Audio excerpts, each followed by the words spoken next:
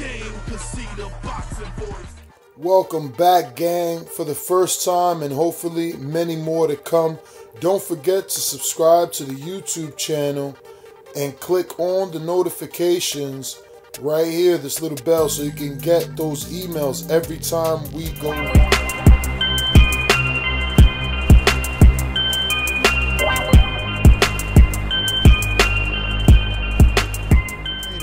Well, Real quick, sorry, Doomsday, but a reason why 140 seems fun and competitive now, because it is competitive. You know, Crawford was so much levels above a lot of these guys that it didn't seem like it was competitive. Now it's like that, similar to like when we're going to talk about Valdez, Quigg.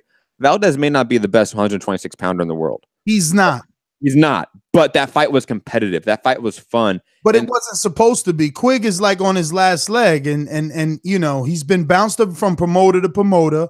Like this was supposed to be Valdez's first, like, real test. Not real test, because again, we all expected him to win, but you know, like, I guess the real name, right? There's no other big name on it. This is the biggest name on his resume. Well, I mean, people thought this was going to be somewhat of a test. I don't think people thought that Valdez was going to go over and walk him down and walk him over. I absolutely never in my life thought that Valdez went down in his last fight. Valdez got knocked down in this I understand, but Bruce Trampler, Top Rank, Todd DeBuff, Bob Arum, they are very good at what they do.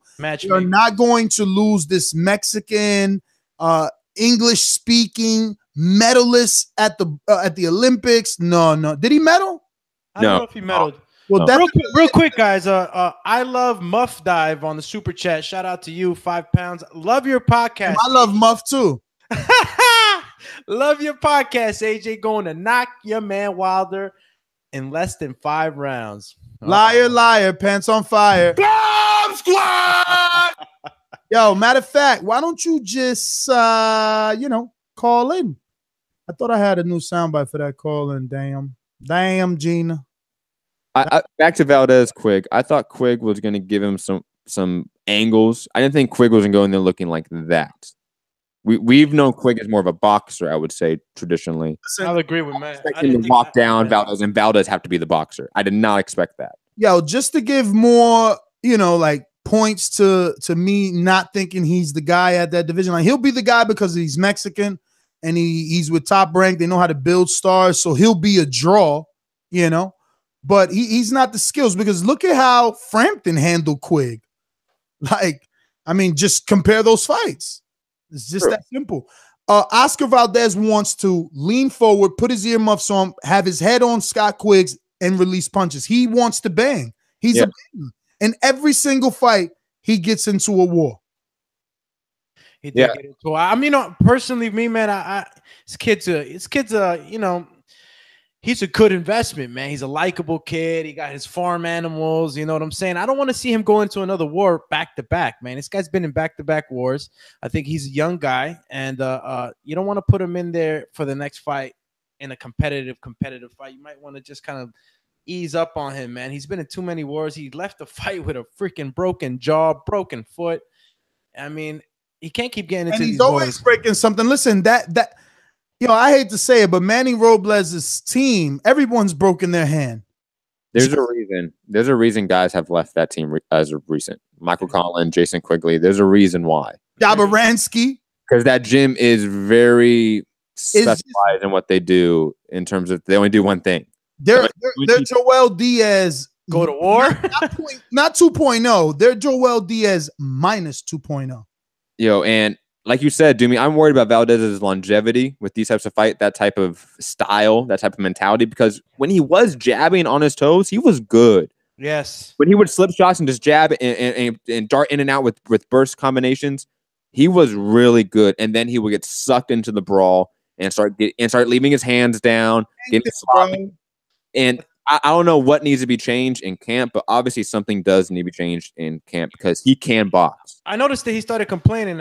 I mean, that's what the corners were saying after the 5th round about his jaw. And I noticed that I think his tweet, if you go to his tweet, Doomy, because it's in Spanish, you should pull it up. Okay. I think he says after the 1st round, he injured 2 things, but it's in Spanish. You know, my words are little damaged. What I did notice though, that his jab, he started jabbing more to keep Quigg away. Quigg was putting on some good pressure. I mean, Quigg was also heavy. He was 142 pounds in there. Yeah. Yes, that was unfair, and that's what Valdez does. You know, they said his team told him not to take the fight. He said no, he wanted the fight. So, you know, that's the type of guy he is. He's like a typical Mexican warrior, and he's gonna go out on his shield.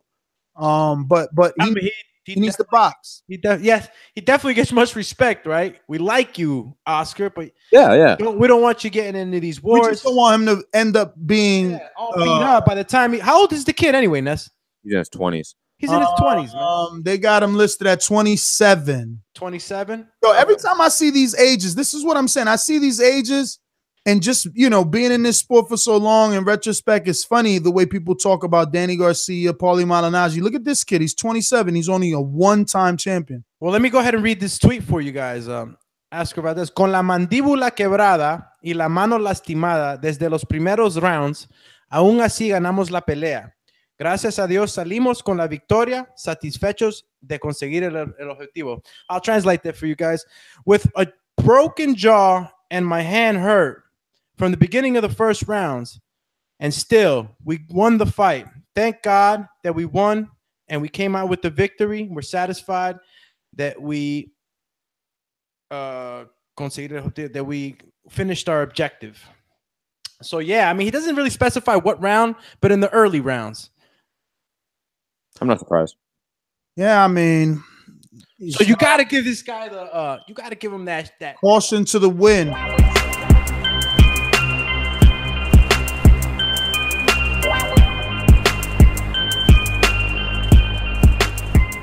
What is up, TBV family? Yes, YouTube has been cutting funding to their channels as of late, and with net neutrality going through its process, the internet is changing. If you want to keep your favorite channel intact, coming up with tons of content, and plus get hours and hours of extra content, head over to patreon.com/ThaBoxingVoice to become a member of the TBV family and help support the channel. Peace.